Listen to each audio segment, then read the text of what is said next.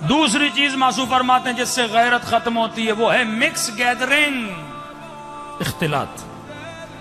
مرد اور عورت کا آپس میں مکس ہو جانا اختلاط ہے. امیر المومنین کی حکومت میں مولا علی کو پتا چلا کہ عورتیں سڑکوں پہ چل رہی ہیں اور ایک باریک گلی ہے، سب کو پتا ہے یہ گلی باریک ہے، اچانک رش ہوتی ہے، سب چلتے ہیں، مردوں کے کاندھے عورتوں کے کاندھوں سے ٹکراتے ہیں. علی کو پتا چلا غیرت اللہ کا مظہر. کبھی ایسی جگہ پہ اپنی ماں بہنوں کو نہ لے جایا کرو جو ایک کنجسٹڈ جگہ ہو، جہاں پہ مرد اور عورت کا کاندھا ملے. علی کو خبر پڑی، مولا فرماتے سمعتو ان النسائکم یدافعن الرجال، میں نے سنا ہے کہ تمہاری عورتیں مردوں سے کاندھے ٹکراتی ہیں. لعن اللہ من لا یغار، علی فرماتے خدا کی لعنت ہو اس مرد پہ جو غیرت نہ کرے اور یہ سنے بھی کہ تمہاری عورتیں مردوں کے ساتھ چل رہی ہیں. ایک خاتون کو یہ پتا ہونا چاہیے کہ میرا چلنا کیسا ہے. دشمن بڑے بڑوں کو گمراہ کرنے کے لیے عورتوں کو استعمال کرتا تھا. امام حسن نماز پڑھ رہے تھے، مولا حسن کے دشمن نے ایک جگہ پہ امام نماز پڑھ رہے تھے، اس نے خاتون کو بھیج دیا. اب مولا حسن نماز پڑھ رہے ہیں، یہ خاتون عشوہ گری کرنے لگی. اپنے وجود، ناز کہتے ہیں، اسلام کہتا ہے عورت بات بھی کرے تو اس انداز سے نہ کرے کہ مرد کو اٹریکٹ کرے. فقہ اہل بیت میں میک اپ کرنا حرام ہے اگر تو نامحرم کے سامنے جا رہی ہو، حرام ہے، حرام. مولانا تھوڑی سرخی لگا، حرام ہے بندے خدا.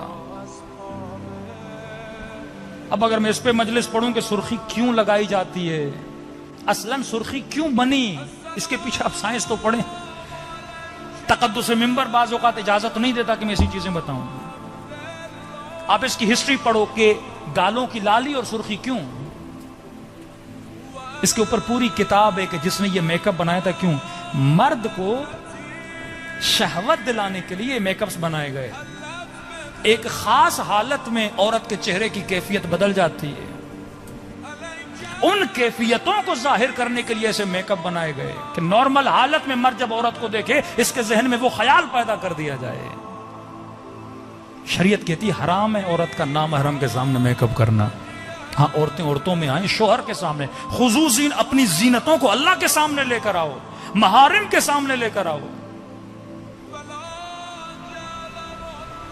اور یہ عورت شادی شدہ نوکری پہ جاتی ہے میک اپ کر کے، سارے کولیگز نامحرم، باس نامحرم، اور وہاں پہ کنڈیشن ہوتی ہے کیونکہ کسٹمر کا خیال رکھنا ہے. اب کسٹمر اگر آئے گا اس نے مسکرانا ہے، کسٹمر کیئر، گاہک نہ جائے میرے دکان سے. ایئر ہوسٹس کا اگر باپ بھی مر جائے نا جہاز میں ہوگی، اس پر ہنسنا ضروری ہے، نہیں ہنسے گی نوکری سے نکال دیا جائے. کسٹمر کیئر خیال کرنا ہے. جھوٹی کی ہنسی، منافقت، صبح سے شام تک جھوٹے طریقے سے نامحرموں کے سامنے ہنستی ہے، اپنی ساری انرجی نامحرموں کے لیے رات کو گھر آتی ہے، ساری افسردگی، سارا غصہ، ساری ناراضگی کس کے لیے؟ اپنے محرم شوہر کے لیے. لعنت بھیجتا ہے خدا ایسی عورتوں پہ. تیری انرجی اپنے مرد کے لیے، اپنے محرم کے لیے. اے جوان اپنی محبت کو حرام کے لیے ضائع نہ کرنا، یہ محبتیں حلال کے لیے، یہ قلب حسین کے لیے بنا، نجاستوں کو اس قلب میں نہ ڈالنا. 10 منٹ تجھے وقت نہیں ماں سے بات کرنے کے لیے، گھنٹوں گھنٹوں تو نامحرموں کے ساتھ اپنا وقت ضائع کرتا ہے. سوال ہوگا پروردگار کہاں پہ اپنی انرجی کو. علی کہتے ہیں لعنت ہے کہ جن مردوں کی غیرت ختم ہو گئی ہے. قرآن کی آیت ہے حبیب بتا دے خواتین کو یدنین علیہن من جلابیبہن. عربی میں 2 لفظ ہیں، خمار، جلباب. خمار کہتے ہیں اسکاف کو.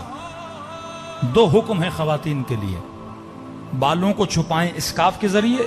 جلباب کہتے ہیں بڑے کور لباس کو، اب وہ جبے کی صورت میں ہو، عبایا کی صورت میں ہو، ایک بڑی چادر کی صورت میں ہو. 2 چیزیں ہر عورت پر پہننا واجب ہے. خمار پہنے تاکہ اسکاف ہو، ہیڈ کور ہو، ہیڈ کے ساتھ ساتھ چھاتی کور ہو. اس کے بعد کیا پہنے؟ جلباب. جلباب یہ حکم سری ہے، نص قرآن ہے.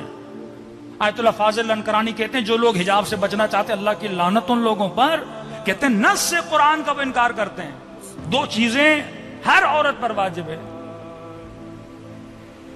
مقنا پہنے، اسکارف پہنے یا پاکستانی دوپٹہ پہنے تاکہ سر کے بالوں کو چھپائے. دوسرا کیا پہنے؟ جلباب پہنے. اب وہ کسی بھی اپنے کلچر کے حساب سے کوئی ایسا لباس پہنے جس سے اس کے بدن کے اندام اور سائز کا نامحرم کو پتہ نہ چلے.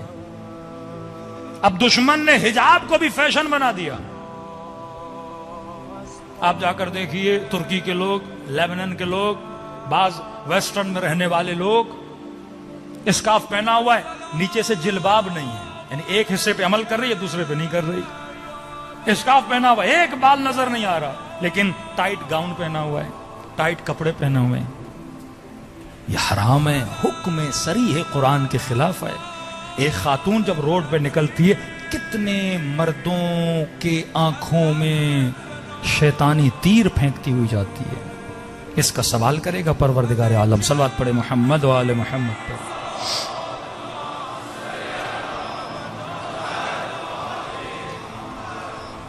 تیسری چیز جو فرماتے انسان کی غیرت کو ختم کرتی ہے، معصوم فرماتے وہ نگاہ حرام ہے، مردوں کے لیے، عورتوں کے لیے.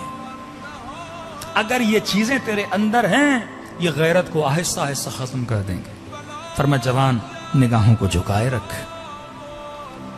حدیث معصوم ہے اگر کسی نام محرم پہ نگاہ پڑ جائے دل میں حسرت پیدا ہوتی ہے نا، کہتے فوراً نگاہوں کو جھکاؤ اور جوان یہ لفظ جاری کرو، اللہم آتنی من فضلک.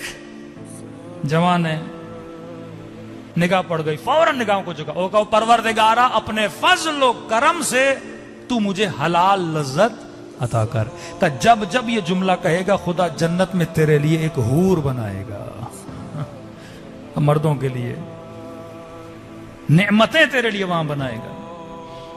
اور یہ صرف نامحرم، کسی کے مال کو دیکھو، کسی کے گھر کو دیکھو، کسی کی دولت کو دیکھو، کسی کی شہرت کو دیکھو، کسی کی عزت کو دیکھو، یہ جملہ کہو اللہم آتی، اے خدا میں تجھ سے مانگتا ہوں اپنے فضل و کرم سے مجھے کیا کر؟